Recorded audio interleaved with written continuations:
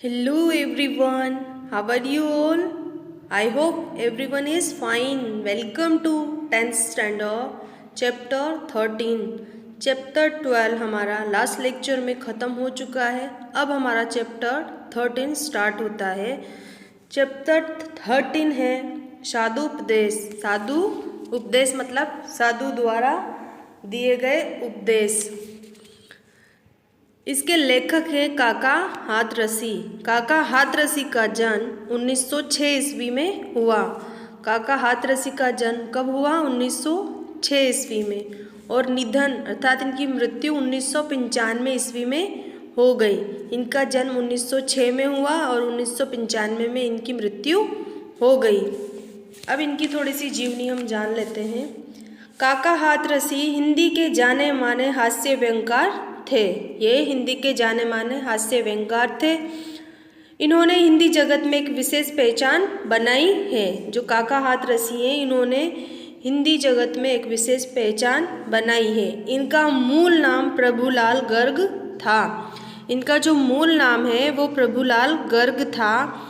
एक हाथरस में एक नाटक किया इन्होंने, उसमें काका की भूमिका निभाई थी। इसलिए इन्होंने तभी से अपना नाम काका हाथरसी रख लिया। हिंदी के हास्य कवियों को मंच देने का श्रेय इनको जाता है।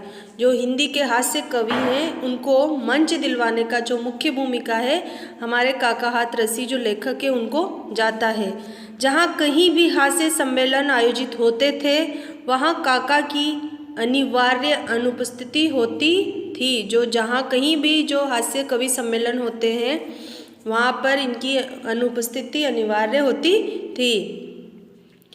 जो सुप्रसिद्ध पत्र पत्रिकाएं हैं हिंदी के, उनमें धर्मयुग, साप्ताहिक हिंदुस्तान, वीणा आदि में इनकी रचनाएं नियमित रूप से प्रकाशित होती रहती थी। जो पत्र पत्रिकाएं मतलब जो अखबार होते हैं उनमें इनकी जो मुख्य रचनाएं होती थी वो मुख्य रूप से प्रकाशित होती रहती थी। कुल मिलाकर इनके 42 संकलन मिलते हैं। जो कुल मिलाकर इनके जितने भी व्यंग्यकार हास्य वो हैं वो कितने 42 संकलन मिलते हैं।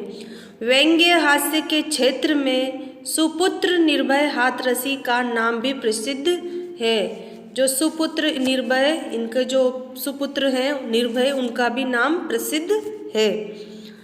1985 में भारत सरकार द्वारा, जो 1985 है उसमें भारत सरकार द्वारा प्रतिष्ठित पद्मश्री से सम्मानित दिया गया। 1985 में इन्हें पद्मश्री से सम्मानित किया गया।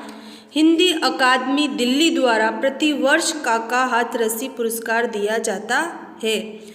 हिंदी अकादमी दिल्ली द्वारा काका हाथरसी को पुरस्कार दिया जाता है। प्रस्तुत रचना में ढोंगी बाबुओं की लीला का चित्रण किया गया है। जो हमारी प्रस्तुत कविता है जिसके बारे में बता रहे लेखक कि इसमें जो ढोंगी बाबा होते हैं उनकी लीलाओं का चित्रण किया गया है। साधु उपदेश शीर्षक से तो लगता है साधु अर्थात सज्जन का उपदेश होगा, पर कवि ने व्यंग्य शैली अपनाकर ऐसे साधु, ढोंगी बाबा आदि के प्रति अपना आक्रोश प्रकट किया है। मतलब साधु उपदेश जो हमारा चैप्टर का नाम है उसे देखकर तो ऐसा लग रहा है कि इसमें कोई साधु अपने सज्जन आदमी जो अपना उपदेश दे रहे होंगे, किंतु जो हमारे लेखक है उन्होंने उनके प्रति गुस्सा जताकर जो ढोंगी बाबा है उनके प्रति गुस्सा जताया है और कहा है कि पोथी पढ़ने और माला फेरने से कुछ नहीं होता। जो ग्रंथ होते हैं हमारे उन्हें पढ़ने से और माला जो हम फेरते हैं उससे कुछ नहीं होता। एक और हम राम नाम जपते हैं और जो गौमुखी माला होती है उसके दानों को फेरते हैं। अर्थात जो पोथी पढ़ने और माला फेरने से कुछ नहीं होता, एक और तो हम माला फेरते हैं, भगवान का नाम लेते हैं और दूसरी तरफ मीठी छुरी चलाते हैं, मतलब मन में कपट रखते हैं।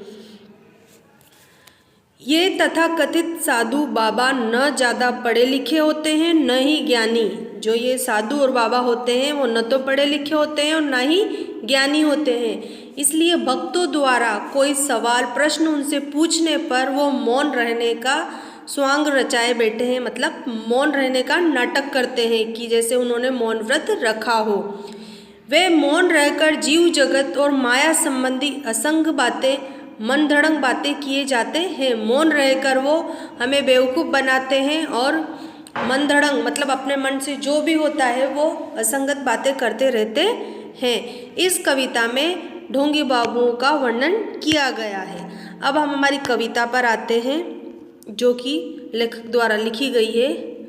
आइए प्रिय भक्तगण उपदेश कुछ सुन लीजिए, आइए प्रिय भक्तगण उपदेश कुछ सुन लीजिए, पढ़ चुके हैं बहुत पोथी आज कुछ गुण लीजिए। इसमें लेखक साधुओं द्वारा साधु कह रहे हैं कि ढोंगी साधु अपने भक्तों को उपदेश देते हुए, मतलब उपदेश मतलब एक हित की बात कहते हुए कह रहे हैं कि आप लोगों ने बहुत किताबें और ग्रंथ पढ़ लिए हैं, आज आप आओ और मेरे थोड़े गुण ले लो। कौन कह रहे हैं? ढोंगी साधु कह रहे हैं भक्तों से कि आप लोगों ने बहुत किताबें और पोथियाँ पढ़ ली हैं, अब आओ और मेरे थोड़े गुण ले लो। आप अपने हाथ में हमेशा माला लेकर गोमुखी में उसे फिराते रहिए। और आप जो साधु हैं वो अपने साधु उन्हें उपदेश दे रहे हैं कि अपने हाथ में माला लेकर उन्हें फिराते रहिए ताकि लोगों को ये लगे कि ईश्वर का नाम जप रहे हैं। मतलब वो कह रहे हैं कि जो आप हाथ में गोमुखी माला सदा हिलती रहे, नम्र ऊपर से बने भीतर छुरी चलती रहे। लेखक कह रहे हैं कि हाथ में जो गोमुखी माला है उसे ले लो और हिलाते रहो, माला फेरते रहो, और ऊपर से तो आप बहुत अच्छे विनम्र मतलब बहुत अच्छे सरल स्वभाव के बनो और अंदर आपके छल कपट भरा रहे, उससे आप मत चूको, अपने अंदर के छल कपट करने से आप मत चूको। लेखक बता रहे हैं कि जो भक्तगण को साधु उपदेश देते हैं कि तुमने किताबें ग्रंथ तो खूब पढ़ लिए पर अब मेरा गुण भी ले लो, और हाथ में माला लेकर उसे घुमाते रहते हैं और ऊपर से तो बहुत विनम्र स्वभाव के बनते हैं किंतु उनके अंदर छल कपट बहुत होता है, जो वो साधुओं के द्वारा बता रहे हैं। अब हमारी दूसरी पंक्तियों पर आते हैं जो कि है, नगर से बाहर बगीचे में बना ले झोपड़ी, नगर से बाहर बगीचे में बना ले झोपड़ी, दीप जैसी देह चमके, मतलब दीपक जैसी, और देह मतलब आत्मा। तर्क करने के लिए, तर्क मतलब दलील करने के लिए आ जाए कोई सामने, खुल न जाए पोल इस भय से लगे मत कांपने, जीव क्या है ब्रह्म क्या है। बना ले झोपड़ी दीप जैसी देह चमके, सीप जैसी खोपड़ी, तर्क करने के लिए आ जाए कोई सामने, खुल न जाए पोल इस भय से लगे मत कांपने, जीव क्या है ब्रह्म क्या है। लेखक कह रहे हैं कि जो ढोंगी करने के लिए ऊपरी दिखावा करना जरूरी है साधुओं को, इसलिए सच्चा वेश बनाने के लिए कुछ चीज़ों का सहारा हमें लेना पड़ता है। जैसे कि वो कह रहे हैं कि नगर से बाहर बगीचे में एक अपनी झोपड़ी बना लो। लेखक कह रहे हैं जो ढोंगी बाबा हैं उन्हें थोड़ा सा दिखावा करने के लिए कुछ तो अपनाना पड़ेगा ना, इसलिए नगर से बाहर आप अपनी झोपड़ी बना लो और दीपक के जैसे देह चमके, देह मतलब तुम्हारा शरीर चमके, इसलिए आपके बालों में जो सिर पर जो सीप जैसी खोपड़ी, तर्क करने के लिए आ जाए कोई सामने, मतलब जो आपके बाल हैं वो मुंडन करवा लो ताकि वो चमकती रहे। और जब कोई आपसे कोई पूछने आए, कोई सवाल आपसे कोई पूछे कि ये सब आप क्या कर रहे हो, तो उससे डरे नहीं, वरना आपकी पोल खुल जाएगी।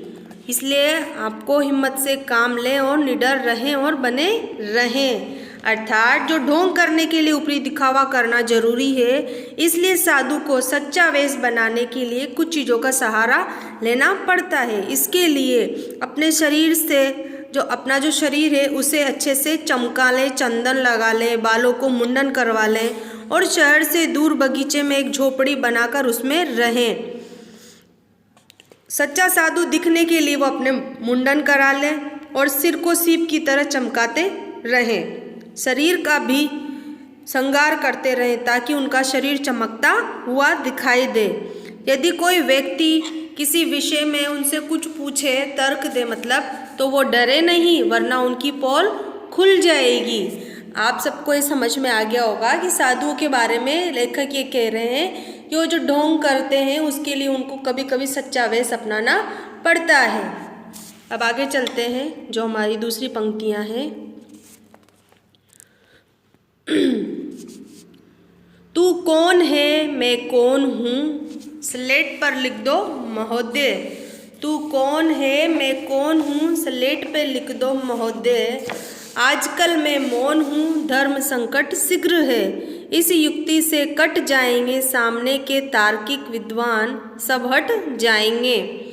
जो तू कौन है, मैं कौन हूँ, इसमें लेखक कह रहे हैं यदि कोई व्यक्ति आपके इस विषय पर तर्क करने लगे कि जीव, जगत और माया क्या होती है, मतलब तू कौन और मैं कौन हूँ, अगर आपसे कोई कहने लगे कि परमात्मा क्या है, आप कौन हैं और मैं कौन हूँ, तो आप बिल्कुल मत घबराइए। लेखक कह रहे हैं कि तू कौन है, मैं कौन हूँ, अगर कोई व्यक्ति आपके विषय पर दलील करने लगे, कहने लगे कि जीव, जगत और माया क्या है, परमात्मा कौन है, आप कौन हो और मैं कौन हूँ, तो आप बिल्कुल मत घबराइए, कुछ मत बोलिए। केवल एक स्लेट, जो स्लेट नहीं होती, हम जब बिल्कुल लिखना स्टार्ट करते हैं तो चौक से उसमें लिखते हैं, मिटाते हैं, मतलब ऐसी स्लेट पर ये लिखकर उसे दिखा दीजिए कि आजकल मेरा मौन व्रत चल रहा है। लेखक कह रहे हैं कि अगर आपसे कोई सवाल करे कि परमात्मा कौन है, मैं कौन हूँ, तो आप उससे घबराओ मत। जो साधु है वो इस कविता में इस तरह कह रहे हैं कि घबराओ मत और मौन व्रत रख लो और कह दो कि मेरा मौन व्रत चल रहा है। इसलिए आप तर्क वितर्क नहीं कर सकते, मतलब आप दलील को वितर्क नहीं कर सकते। उनका जो सवाल है उसे उन्हें लगेगा कि इनका मौन व्रत चल रहा है और उनका काम हो जाएगा, वो ऐसे बोल रहे हैं। इस उपाय से आप एकदम मुक्त हो जाओगे। तर्क करने वाला अपने आप वहाँ से चला जाएगा। जो तर्क कर रहा है वो अपने आप वहाँ से चला जाएगा। लेखक कह रहे हैं कि जो आपसे कोई आकर पूछता है कि परमात्मा कौन है, तुम कौन हो, मैं कौन हूँ, तो उससे आप घबराओ मत और एक स्लेट पर लिखकर कह दो कि मेरा मौन व्रत चल रहा है। इसलिए आप इस उपाय से एकदम मुक्त हो जाओगे और सामने वाला वहाँ से चला जाएगा। अब नीचे की पंक्तियों पे आते हैं। किए जा निष्काम सेवा, किए जा निष्काम सेवा, सब फलेच्छा छोड़कर, सब मतलब फल छोड़कर, निष्काम मतलब निरपेक्ष सेवा करते जाओ, फलेच्छा मतलब फल की इच्छा छोड़कर। याद फल की जब सताए, खा पपीता तोड़कर स्वर्ग का झगड़ा गया। भय भी नरक का छोड़ दे, पाप घट भर जाए तो, पाप का घड़ा भर जाए तो, काशी में जाकर पाप धो लेना, मतलब काशी पहुंचकर फोड़ दे। इसमें कह रहे हैं किए जा निष्काम मतलब अपनी निरपक्ष सेवा करते जाओ, फल की इच्छा छोड़कर, मतलब जो हम काम करें उसमें ये नहीं सोचे कि मुझे क्या फ़ायदा होगा। तो वो कह रहे हैं कि अपनी फल की इच्छा छोड़कर निरपक्ष सेवा किए जाओ, अर्थात आप बिना किसी कामना या इच्छा के लोगों की सेवा करते रहिए। फल की परवाह बिल्कुल मत कीजिए। फलेच्छा मतलब फल की इच्छा छोड़कर, कि फल की परवाह आप बिल्कुल मत कीजिए। यदि फल की कभी याद आ जाए, याद फल की कभी सताए, मतलब यदि कभी फल की याद आ जाए तो इधर उधर हाथ मारकर जो हाथ में आ जाए उसे झपट लीजिए। मतलब जब आपको कभी फल की याद आ जाए तो आप इधर उधर हाथ मारकर पपीता तोड़कर खा लीजिए, मतलब कोई भी जो के हाथ में आए उसे खा लीजिए। स्वर्ग प्राप्ति के कोई वास्ता मत रखिए, मतलब स्वर्ग में प्राप्ति आपको मिले ऐसा कोई वास्ता मत रखिए। झगड़ा गया मतलब चिंता मत कीजिए, चिंता नहीं करना। नरक में जाने का डर भी मन से निकाल दीजिए। मतलब स्वर्ग प्राप्ति की तो आप इच्छा मत ही रखिए और नरक में जाने का डर भी आप अपने मन से निकाल दीजिए। यदि आपके पापों का घड़ा भर जाए यानी पाप ज़्यादा हो जाए तो चिंता मत कीजिए, सीधे पाप मोचनी काशी चले जाइए। वहाँ आपके सारे पाप बिना साबुन के चुटकी बजाते ही धुल जाएंगे। तो लेखक के इन पंक्तियों द्वारा साधुओं के बारे में कह रहे हैं कि बिना काम की, बिना इच्छा के लोगों की सेवा करते रहिए, फल की परवाह मत कीजिए। अगर आपको फल की इच्छा होती है या याद आती है कभी कभी तो कहीं से पपीता तोड़कर खा लीजिए, पर स्वर्ग प्राप्ति की आप इच्छा मत रखिए और नरक में जाने से भी आप डरिए मत, क्योंकि अगर कभी आपका पाप का घड़ा भर जाए तो उसे आप काशी में जाकर धो लीजिए, वो बिना साबुन के ही चुटकी में आपके पाप धुल जाएंगे। मतलब इसमें लेखक ने साधुओं के बारे में बताया है। हमारी जो तीनों पंक्तियां हैं कविता की, मैंने उनका अर्थ अच्छे से आपको समझाया है। पूरी कविता का महत्वपूर्ण माध्यम यही है कि जो साधु उपदेश है, जो काव्य रचना है, इस कविता में आजकल के जो ढोंगी बाबा अज्ञानी साधुओं की लीलाओं का चित्रण हुआ है, जो बाहर से बहुत अच्छे विनम्र दिखाई देते हैं, हमें अंधविश्वासों में डालते हैं, उनके रूप का, धूर्त रूप का इसमें वर्णन किया गया है कि वो बाहर से विनम्र दिखते हैं, उसका वर्णन किया है।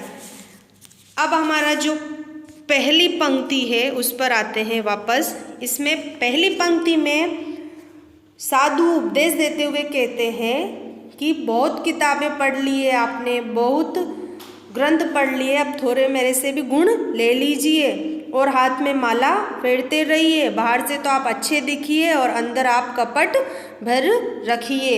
ये लेखक कह रहे हैं, किसके लिए कह रहे हैं? साधुओं के लिए। फिर दूसरी पंक्तियों पर आते हैं कि नगर के बाहर बगीचे में आप झोपड़ी बना लो, क्योंकि साधु बन रहे हो तो थोड़ा बहुत साधु जैसा बनने के लिए, उनके जैसा ढोंग करने के लिए आपको बहुत से कार्य करने, दिखावा तो करना होगा ना, उसके लिए आप नगर से बाहर झोपड़ी बना लो और अपने शरीर में चंदन का लेप करके उसे चमका लो, बालों में मुंडन करवा लो ताकि वो दीपक की तरह चमकने लगे। और अगर आपसे कोई पूछे कुछ सवाल तो घबराओ मतो, डरो मतो, वरना आपकी पोल खुल जाएगी। अब तीसरी पंक्तियां हैं, उसमें लेखक कह रहे हैं कि कोई आपसे कहे कि परमात्मा कौन है, मैं कौन हूँ, तुम कौन हो, तो आप उससे डरो मत और एक स्लेट पर लिख दो कि मेरा मौन व्रत है। इससे आपका जो धर्म संकट है वो भी दूर हो जाएगा। मतलब कि कोई आपसे प्रश्न पूछेगा तो उसका आपको उत्तर देना नहीं पड़ेगा और सामने वाला भी मौन व्रत समझकर वहाँ से चला जाएगा।